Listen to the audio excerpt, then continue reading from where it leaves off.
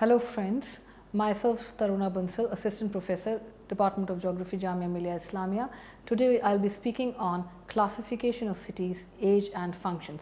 The main objectives of this lecture are how do we classify cities, that is on the basis of age and also on the basis of functions. Secondly, we'll also be dealing with the functional classification done for Indian cities. Now I'll start with the introduction.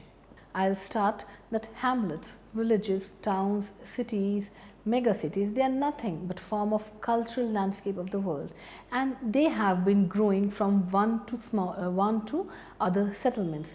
These settlements, be it new or old, have nearly 50% of the population residing in them. That is, here I mean by urban settlements. But what is the basis of difference between rural or urban settlements? Now, if we say rural settlements, in rural settlements basically people pursue agricultural activities, while in urban they are engaged in non-agricultural activities. This is a quantitative classification but leaves some qualitative aspects which scholars have tried to bridge through the concepts of rural urban fringe, rural urban continuum, urban corridors, etc. In fact, today it is more common to think in the form of continuum rather than watertight compartments clearly cut into two different types of settlements, that is rural or urban. But here we are dealing mainly with urban settlements. Now, before we start with urban settlements, we need to know what do we mean by urban, because before classification we should know what are we classifying. So, what do I mean by urban? Urban, to say, numerous attempts have been made to define an urban settlement or a place, and the most basic definition of an urban place was provided by OPCS Census 1981 and Key Statistics for Urban Areas 1984. According to them, urban areas are made up of permanent structures and the land on which they are situated, transportation corridors, that is roads, railways and canals, which have built up sites which are less than 60 meters apart, transportation features such as railway yards, motorway services and car parks, which are operational airfields and airports can be included, mineral workings and quarries, any area completely surrounded by built up sites. This definition is not very extensive to cover the variations which are found in urban cities across the world, as we find that varied bases have been used to define urban population. Some examples have been taken from the United Nations Demographic Yearbook 1988 and as well as in 1990, which cover all the continents. In India, we define urban places as towns with municipal corporation, municipal area committees or cantonment boards. These are also places which have population of more than 5,000, density of more than 400 persons per square kilometer, and where at least 75% of the male working population is engaged in non-agricultural activities. For Japan, cities are called shi and they should have inhabitants more than 50,000, with 60% of its more of the houses located in the main built up area and 60% or more population engaged in manufacturing, trade or other urban type of business. In Europe, we have definition from France where cities are called communes. These contain an agglomeration of more than 2,000 inhabitants living in contiguous houses of or more, with not more than 200 meters between these houses. When we talk of Netherlands, these are municipalities with a population of 2,000 or more inhabitants. In Africa, we take example from Botswana, where cities are agglomeration of 5,000 or more inhabitants and where 75% of the economic activity is of non-agricultural type. When talk of Ethiopia, these are urban places where dwellings are in number of more than 2,000. Now coming to USA in North America, here the cities are those urban places where there are more than 2,500 inhabitants in an urbanized area, while in Canada the number of inhabitants is around 1000 or more than 1000, with a population density of 400 or more per square kilometer. In the continent of South America, the example is taken from Argentina, where populated centers with 2000 or more inhabitants is considered as city, while in Peru, population centers with 100 or more dwellings are called cities. In Australia, population clusters of 1000 or more inhabitants and some areas of lower population, if they contain 250 or more dwellings of which at least 100 are occupied, are called cities.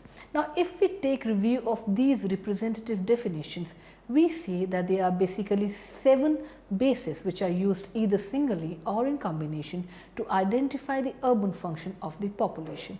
These are: number 1, specifically named settlements, specifically settlements designated urban by administrative status, a minimum population density, the proportion engaged in non-agricultural activities or occupations, a contiguity either to include a suburban area or to exclude an area of loosely scattered settlement, and finally the functional character. The above discussion clearly brings forward the thought that function or functional character of a settlement is of prime importance in the process of taxonomy, and this has become one of the guiding parameters or principles in the classification of urban places. Now, when we come to classification on the basis of age, now if we speak of age, what I have tried to do here is I have taken the classification on the 2 bases. One is age and the other is function.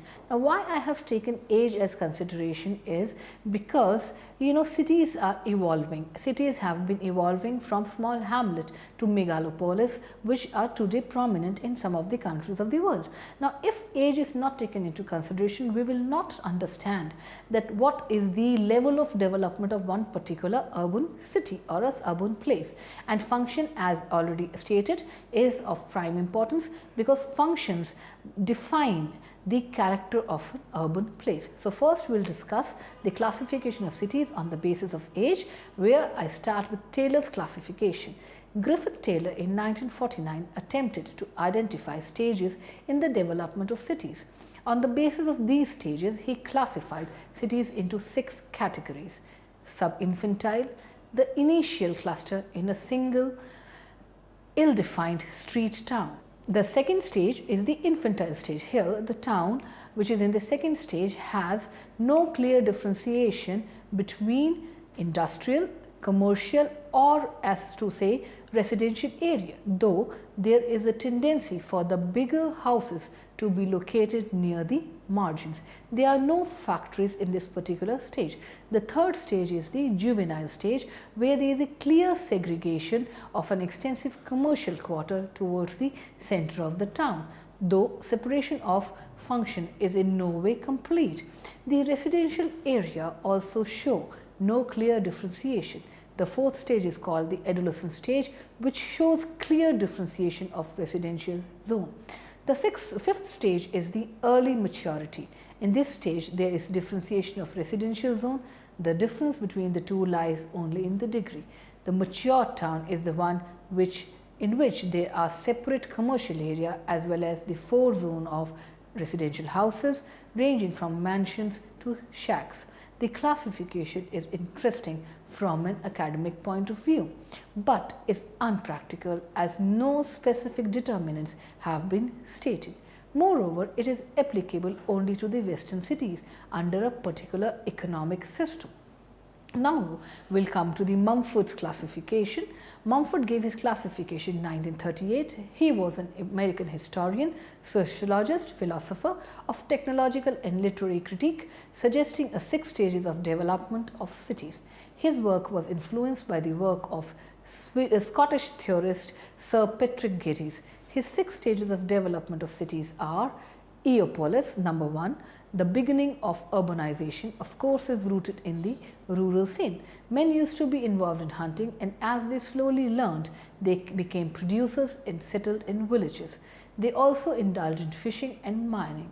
At this juncture of time, depending upon their religion, they set up a temple, cathedral, or a mosque. Subsequently, a market also came up. The second stage is called polis.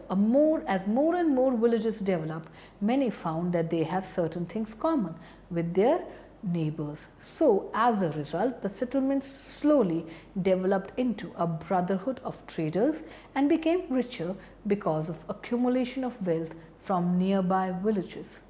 The religious establishment extends further, and so does the market squares.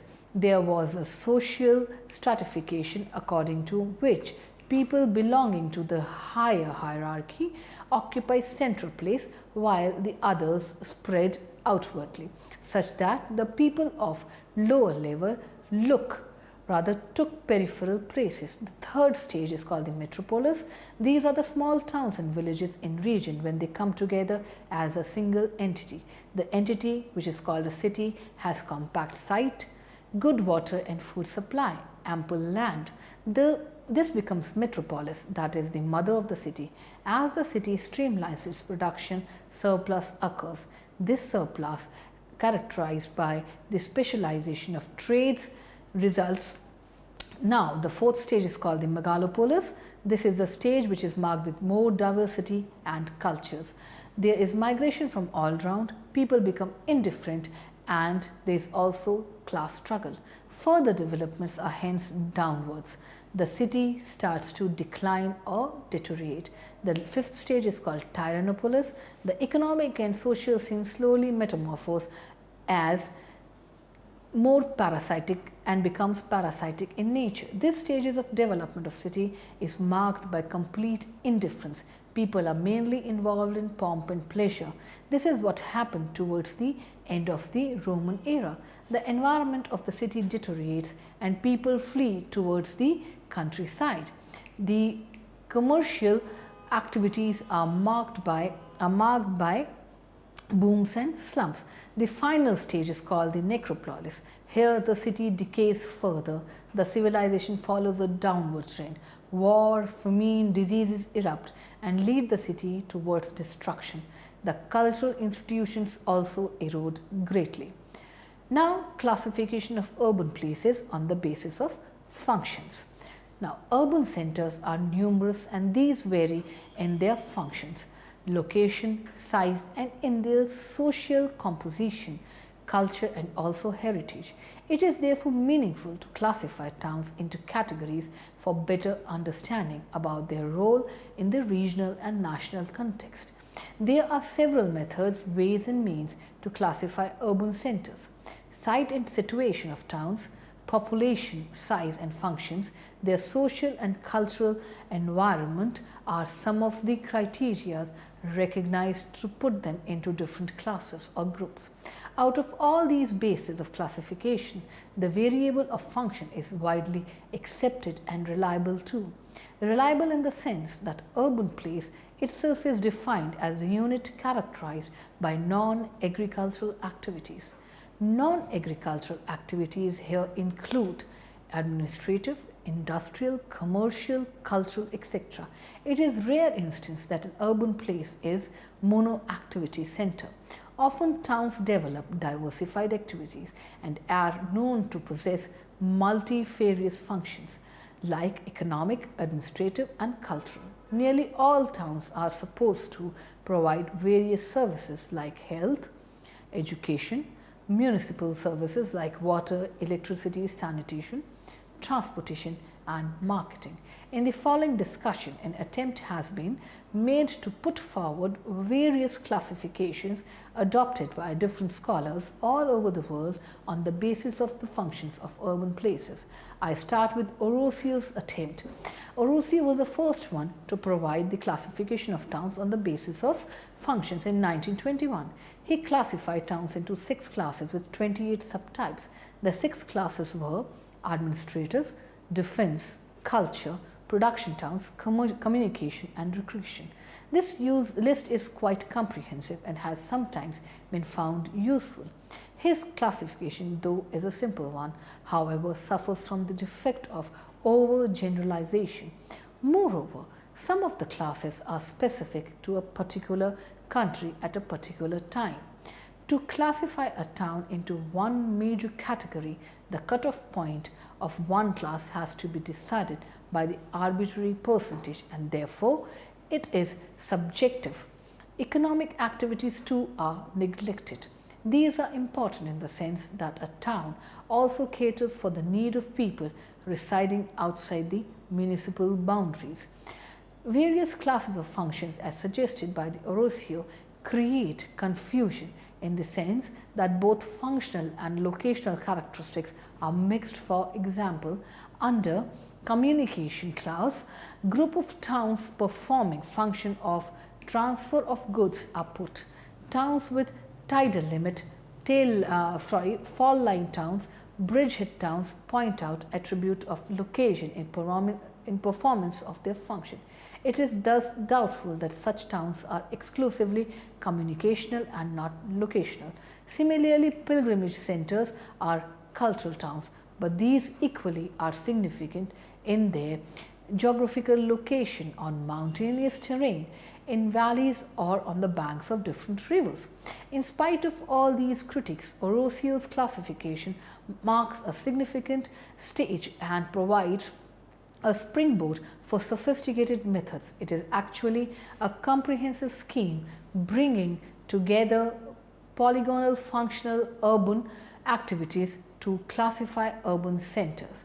The second classification is of Harris. Chauncey D. Harris remedied the deficiencies of the former subjective and judgmental classification provided by Orosio. In his paper, A Functional Classification of Cities in the United States, 1943, he was able to identify quantitatively dominant function out of multifunctional character of cities. He devised a scale of reference from a study of 984 towns population with more than 10,000 United States. The data was based on 1930 census. The census which was conducted in 1930.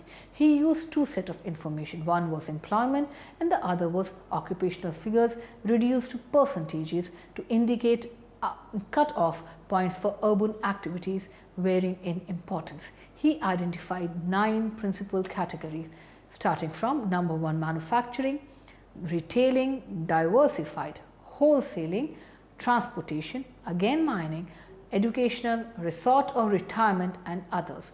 Therefore, this is a condensed form of classification which was given. You can find the table which is provided in the text. But this classification also suffers from certain defects and is not universally viable, because the metropolitan districts have been used as functional units, and here industry group data has been used which was not available during that time. Consequently, number of cities which were too small to have metropolitan districts were left unclassified.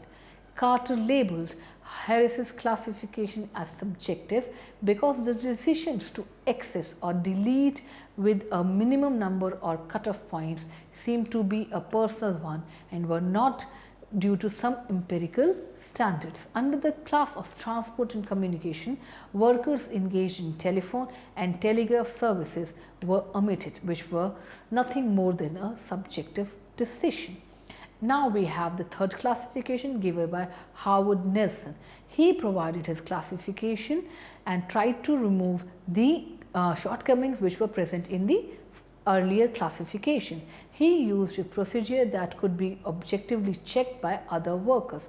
His paper, A Service Classification of American Cities, was published in the journal Geography in 1955. He decided to base his method of classification entirely upon major industry groups as listed in the 1950 census of population for standard metropolitan areas, urbanized areas, and urban places of 10,000 or more population. He omitted the little significance groups like agriculture and construction, and finally arrived at 9 activity groups. These are manufacturing, retail, professional services, wholesale, personal services, public administration, transport and communication, finance, insurance, real estate, and mining. The problem of city specialization and also the degree of specialization above the average was solved by giving margins of different degrees to different size classes. He did find a definite tendency for the percentages employed in some activities vary within the city, or rather with the city size. The question, when is the city specialized, was solved by using a statistical technique, and the standard deviation method was used. This method has been written in detail in the text, where you can refer to the table and the formula used by Nelson from the text. I will not discuss this here. You can see the table 2, which indicates the averages and the standard deviations in percentages for selected 9 activity groups as developed by Nelson in 1950. Now we come to the classification of cities as provided or as given for India. Now, why I have separated the classification given by different scholars for world as to the classification given for Indian cities is because the urbanization process in India has been very different from that of the Western world. Here the urban geographers have tried to see the characteristics in a different way. Here the characteristics as such, the only economic activities were not taken into consideration, rather cultural functions were also included in classification. You'll see, you'll understand what I'm trying to say when we proceed further. The urban geographers have applied a number of techniques to classify the urban places in India on the basis of the functions. Most of the classifications have utilized the occupational data provided by the Census of India. The first attempt was made by Amritlal in 1959. He used the location quotient method to determine the functional classification of class 1 cities of India. According to Lal, all the class 1 cities of India except a few are multifunctional in nature. Qazi Ahmad provided another classification in 1962, where he provided 62 variables to classify 102 types of cities on the basis of their functions. But the most important classification has been provided by Ashok Mitra in 1971 and 1993, where he used 7 categories of workers as variables grouped into 3 major functional types, that is manufacturing, trade, transport and services. That means the 3 classification of towns, functional towns, and number one is manufacturing, the other one is trade and transport, and the third one is the service town. In India, the problem of classifying urban centers is not an easy task. This is because of several reasons. First, the number of towns in India is too large to handle on some viable grounds. The size of towns has a wide span ranging between 5,000 to 10 million. Secondly, the towns of India have a long historical background and have been under various regimes dating back 1,000 years from birth of Christ to the present era of democratic setup. And finally, the data about functions and economy of Indian cities have not yet been regularized or standardized because of the absence of suitable urban agency to deal with these. Under these circumstances, classifications and categorization of urban places in India differ from state to state and from author to author, rather even from time to time. The most common functional classification of the Indian cities is one, that is we call as administrative cities, the main function being the administration. Here we can cite examples like Delhi or all the capital cities which are of the state, that is the capital city of the country, as well as that of the states or districts or other administrative divisional headquarters in the country. These administrative cities are legislative, executive and judiciary headquarters of that particular administrative units. New Delhi, Mumbai, Kolkata, Bangalore, Lucknow, to name a few. Next, we have defense towns. These are the dominant function is to pertain security and defense of the country.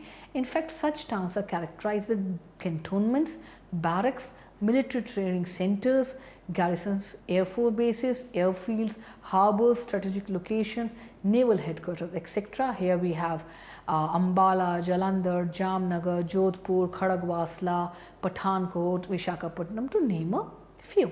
Third, we have cultural cities. These cities perform either religious, educational or recreational functions. The cities of Allahabad, Amritsar, Bodh Gaya, Dharamshala, Gangotri, Haridwar, Nasik, Pushkar, Varanasi are the religious center in which the religious rituals are performed, and the markets are full of religious books and accessories required for the religious rituals. The educational cities like Aligarh, Kharagpur, Pantnagar, Shanti Niketan are some of the examples of educational cultural centers. The fourth are the collection centers. These are the mining towns, fishing ports, lumbering centers, and here we have examples like Zawar near Udaipur, Digpoi in Assam, Ankleshwar in Gujarat. These are basically from where we have different minerals which are being collected for maybe for further their production, or maybe even to export. So these are called collection centers, and in India we do have some cities which are examples of collection centers. Now these are very different from what we called as production centers. Production centers have manufacturing industries, and they are also called manufacturing cities.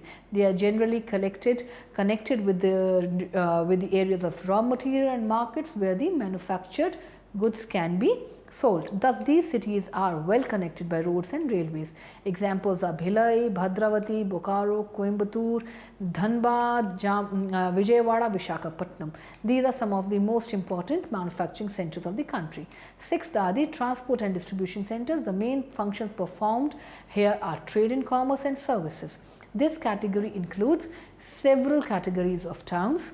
The market towns are those which are basically market oriented, as they have wide range of goods, godowns, cold storages, wholesale markets. That means market is the most important. It is the most important commercial center. For example, we have Mumbai, Kolkata, Chennai, Ahmedabad, to name a few. There can be other also, but here we just restrict to the market center. Seventh, we have the resorts. These are recreational centers because people here basically come for recreation. These towns may be based on health giving, like water springs, we have hot springs, we have seaside recreations, we have mountain climbing, we have sport facilities and national parks or tiger reserves or places of aesthetic beauty. Like examples can be Bageshwar, Dalhousie, Darjeeling, Dharamshala, Manali, Mount Abu, Nainital. All these cities or towns, whatever you say, are examples of resort towns. We also have residential towns. These are basically towns which have developed just to provide residential accommodation to the urban dwellers. In Delhi, Rohini, Indirapuram, Saraswati Vihar, Zakir Nagar are some of the pockets which have been specially developed as residential towns. Similarly, we have Panchkula near Chandigarh. These are essentially residential in nature. Similarly, residential towns are also found at the outskirts of Mumbai, Kolkata, Chennai, Bangalore, Hyderabad, Jaipur, etc.